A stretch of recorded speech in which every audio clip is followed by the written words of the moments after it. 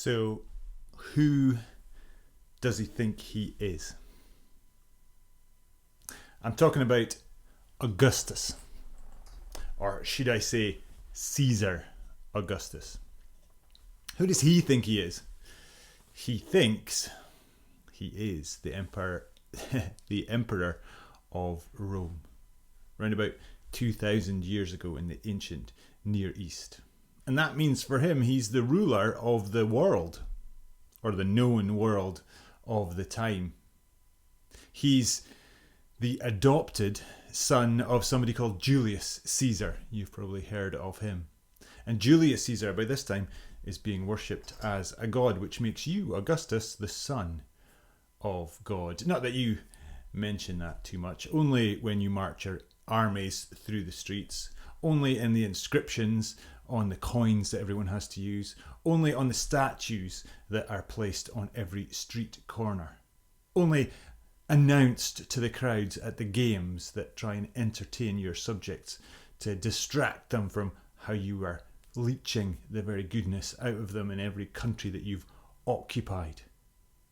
You are the one who brought peace to the world, you're telling them, the one who is ruler of the world, the one who is the saviour of the world. This is you call your good news, your gospel.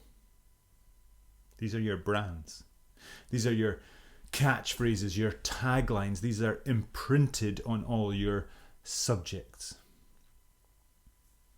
Imagine then being one of these subjects, living in now occupied land, your home country taken over, and this branding imprinted on your mind every day, your whole culture that you've grown up with being ground away by these messages, and the reality being that you are just part of, well, not just part of the empire machine, you're being fed to the empire machine. You're told that your worth is just measured in what you can give to the machine, and you're just a number.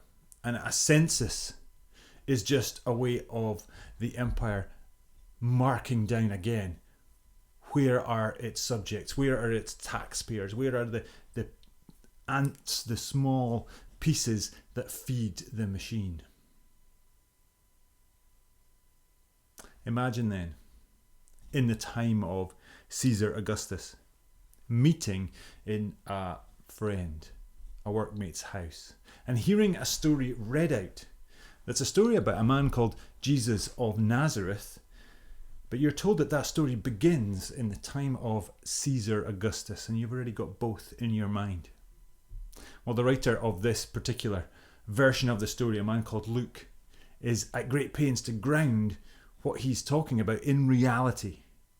For him, this is history. Now, he is a storyteller. He has collected material, but he's serious about it. And he's presenting a story about a man in a particular time and a particular place, Jesus of Nazareth. Who does he think he is? Well, we don't know yet. He's not even quite born. But Luke has given clues as to what might be going on in his story. He's mentioned an emperor who tells people he's the saviour of the world, that he's the Son of God. He tells us that this baby is in a particular line, comes from a particular family of someone called David, one of the Jewish people's greatest heroes. Kings like David were marked, were anointed, bit of oil put on their forehead to show that they were chosen by God, an anointed one. So as you listen to this story, you know that Mary, the young teenager who is expecting, isn't the only one who's doing some expecting. You're expecting great things. And then you hear that Mary had her baby and she wrapped him in cloths and she laid him in something called a manger, a feeding trough. It's a tiny detail, but it's important. It must be important because it's mentioned 3 times. There's actually a lot of things in the stories of Jesus' birth in the Bible that are not mentioned. If you look at the stories, there are no animals. There's no stable. There's no inn. And there's no innkeeper. None of these things are mentioned in the Bible. What is mentioned is a manger. a feeding trough, and it's mentioned 3 times, and a baby wrapped in cloths. What we're probably talking about is a relative's house in Bethlehem where Joseph and Mary have travelled to. And it's probably the downstairs part of that house that maybe at some points of the year was used to feed some of the animals. And that's why there's a manger. What is it about a manger being mentioned 3 times? Well, Luke, as we've seen in the first couple of chapters of his story, is setting things up. He's already made us think about Caesar Augustus. He's made us think about an emperor. He's made us think about someone who called himself a son of God, the saviour of the world. And now he tells you about a teenage girl called Mary, a man called Joseph, and a baby wrapped and placed in a feeding trough. He's making us compare the two. The emperor with the nobodies. But something more is going on. We're expecting stuff. There are clues that this God is doing something. And doing something, and we already know this, in unexpected ways. Because this story is about all the things happening in completely unexpected ways, but at the same time being the kind of things that God has been doing and promising all along. This is an upside down story. Luke is about reversing things. So there's another contrast to the emperor and the empire. The contrast that the first gospel, and that's a word the emperor used, the first good news is announced to shepherds. Talk about low down on the job scale, on the status levels of the time. What sort of announcement is this to shepherds? And then an angel, a messenger from God, announces this and terrifies these shepherds and says this is good news.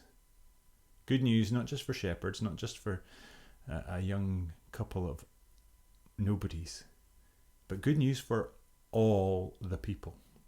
Luke is not subtle. This is a big story compared with a big brand, the emperor. The emperor's good news was telling you about power and peace and salvation, to be good, to be grateful, to behave. But this story is different. This story is pulling the rug out from under that. And Luke gives us more clues in 3 small words this time. The words that the messenger uses about this baby. A saviour has been born, the Messiah, the Lord. Just 3 words. But as you listen, you know there's more going on, because that word saviour is a word that the emperor has been using all the time in his branding, in the empire machine. The word Messiah is a Hebrew word for an anointed one. The Greek word is Christ, an anointed one. That's how kings, priests, prophets in your Jewish faith are appointed, chosen by God.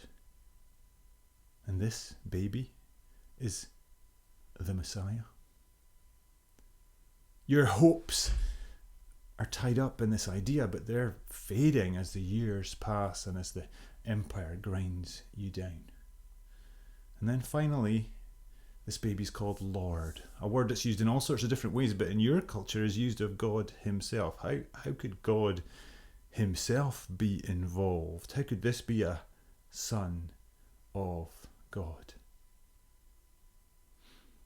Right at the start, Luke is clear that this is a different, unexpected Saviour, a different, unexpected Messiah, and a different, unexpected Lord, a different Son of God, but at the same time, what God has been doing all the time. This is upside down, this is reversed, this is a story that bursts all sorts of expectations.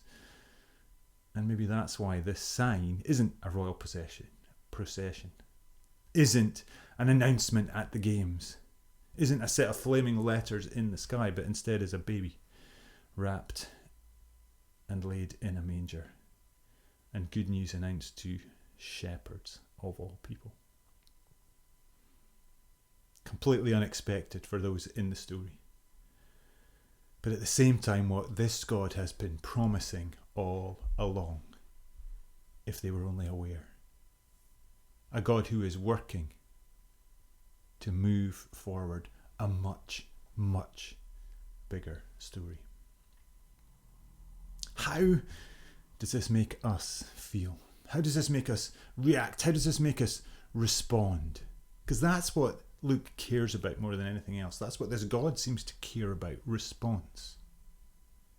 This baby, this good news, it made the shepherds shout and sing to God. It made all those who heard what was happening, we're told, amazed. It provoked Mary at the centre of it all to hold these things and to ponder at them, to wonder at them. Amazed, wondering, singing and shouting thanks to God.